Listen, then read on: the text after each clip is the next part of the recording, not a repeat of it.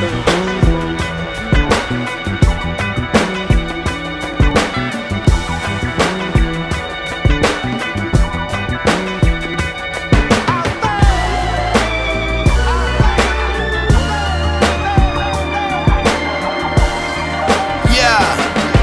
living wonderful.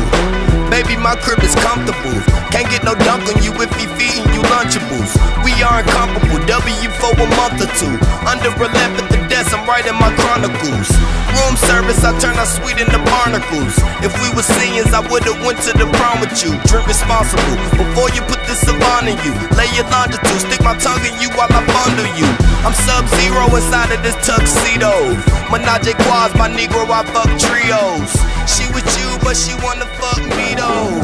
Orange Crush, what? I fuck Cheeto, and we may not be familiar with the earlier work of what got you to good music. So like, what are some of the projects that people need to be aware of before they're sort of getting to the Royal Flush mixtape? Well, the projects that they should be aware of before they get to the Royal Flush would be What the Deck's Been Missing 1 and 2. I did both of those discs with Greg Street. Shouts out to Greg Street. After Prince of Jacks was you know, me jacking for beats. That was like the first time I ever done that. So they got a lot of notoriety through the Kanye blog as well. You know what I mean? You know what I mean? He just unprofessional as I am, you know what I'm saying?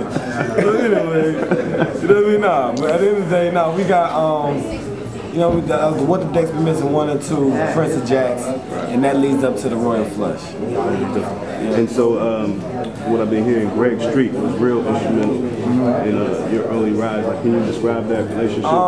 That's like big bro, man. Like, you know, it's a funny story. I went into a club and I was going to perform, but the club that I performed at was more so, you know, Atlanta-based, you know, club music. And he seen me, he's like, yo, you dope, but he's like, everybody in here, you know, kind of switched the vibe of the club up.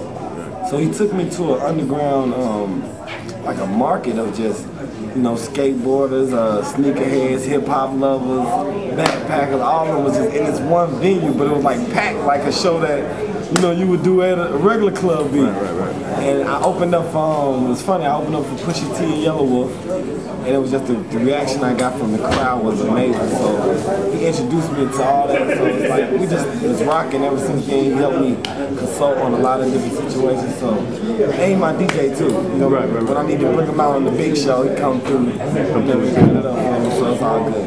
So what was the day like when you got the, you know, the letter, what I'm saying? Oh yeah, from, the letter, from good music. Well, you know, it's funny, it was, well, actually through the blogs, you know, I seen what he did for me, and I never got a chance to talk to him because he didn't have a phone.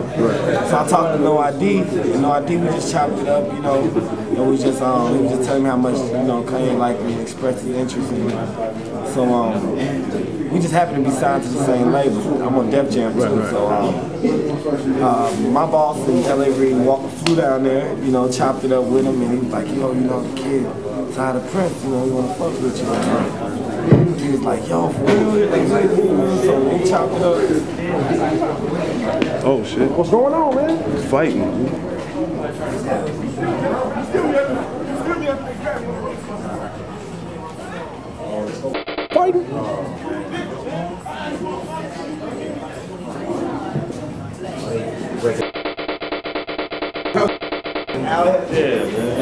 That ain't got nothing to do with us.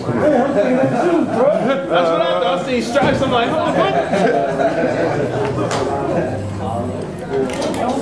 it's odd, man. The devil show his face, man. I go shout. Yeah. Welcome to the shot. Now that actually leads me to my next question. But did you get a chance to finish? Did you Yeah. Yes. I don't want to. Did you get a chance to finish everything that you wanted to say before the crazy? Well, you got where were we at? The introduction to Shot Town, my nigga. LA Reid.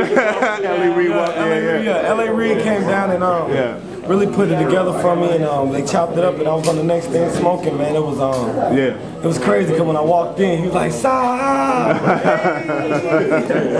So it was cool. That was like my first introduction. So, you know, from listening to the music, you make a lot of Chicago references. Like, how familiar are you with I'm very, very familiar with the Chi. I was raised by some Chi-Town players, you know what I mean? I like to say players. Anything else, I'm getting phone calls. So I say I'm raised by some Chi-Town players. So that's like, the safest way. You know what I mean? Some Detroit dudes, St. Louis, you know, from Miami, LA. So I'm just well-rounded in, you know what I mean, what I know about different places. I always say the earth is my turf. So that's what's up. So do you think that there's still a stigma around Southern rappers, even with you, Jay Electronica, Lil Wayne? Like, you still feel like there's like a bias towards lyricism?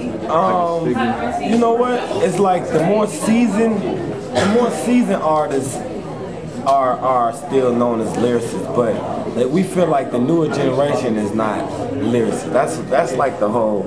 Like, you got your T.I.s, you got your O.K.s, your Goody Mobs, and your Lil Wayne, Jay Electronica, but those are more, not excluding Jay Electronica, but he's still a little older than us. Right. You know what I mean? So they feel like, you know, the younger crowd, we don't have the, you know what I mean, the dialect or the, how would I like to say, the knowledge to even be lyrical, you know what I mean? But me, I'm, you know, I always say, you know, you can't just go to the core of the ghetto and find a lyrical, you know what I mean, genius. Right. He's selling dope somewhere. He didn't think that far to even get lyrical, you know what I mean? Right. Can't read a book. I'm out here trying to chop this slab. Like, it's too different. I'm trying to hit a lick. So it was just where they was fishing at. It was the pond that they was fishing in. And they came to another part of Atlanta, or the parts of the South where there's lakes and fresh water. And, you know, they caught a lyricist when they threw their bait in. So I feel like just exploring different parts of the South can lead up to, you know, because now it's being cool in, like, you know, I ain't selling no dope, but I was the coolest dude in my school. Yeah. You know what I mean? Like, if I rap about myself, I know I'm finna be popping, you know what I mean? Right. But so, you know, it was just the way they was trying to find the artist. So now that they're searching more outside of just, you know, the hood, and then where we're from in the South, a lot of the hoods is now becoming the suburbs. They want to rebuild the city, so it's really mixing now. So it's just, you really got to find an artist and be open-minded to all different type of musics and artists that you may meet. You are currently working on a new mixtape, Allies. Like, is it going to be a big departure from the Royal Flush mixtape, or you expect some of the same? Well, it's gonna be the same kind of feel. You know what I mean? It's just gonna have my friends on there now. Donis, Big Crit, Yellow Wolf, G.O.O.D, Big Sean, Pusha T, Bobby Creekwater, Emilio, Laws. So we all on there. Like, it's gonna be a new generation takeover. And I just want to show, because, you know, a lot of people see my career, see me blossom out of nowhere, and I want to let people know that I've been with these people. I've been, you know, friends with these guys. You know what I mean? And, you know, they helped me with the upbringing of, you know, in my career. So. Man, thanks for sitting with us. Oh yeah, all the time, man. Yeah, shouts out to W.B.C magazine, man. It's your boy Cyhi The Prynce, man. We in here. Hey, Johnny, can you throw that phone out the window, brother?